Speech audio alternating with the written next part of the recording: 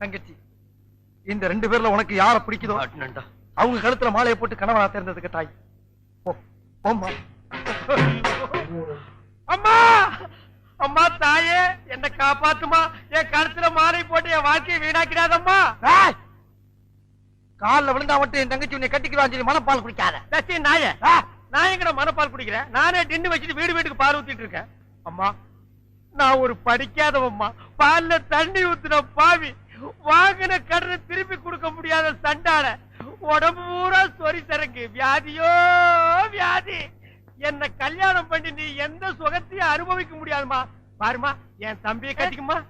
அண்ணி சரிப்படி கொடுங்க. இப்ப நீ எதுக்கு அவளை அண்ணின்னு? நீங்க தானே கட்டிக்கிற போறீங்க, அப்ப அண்ணி தானே. நான் ஏன் கட்டிக்கிறேன்? தங்கச்சி அண்ணி, நான் ஒரு மோசமான தபால்காரன். நான் தபால் கொடுத்தா உருப்படவே உருப்படாது.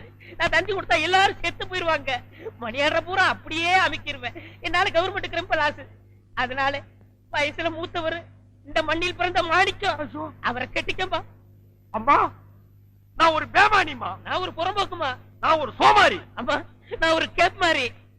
நான் ஒரு மொல்ல மாறி. ஐயோ, நான் ஒரு தெல்ல மாறி. நான் ஒரு முடிச்சாவிக்கு. நான் தந்தையில போறீங்க. நான் ஒரு கோளாறு. உட்கார வைக்கல. தள்ளி உட்கார்ற.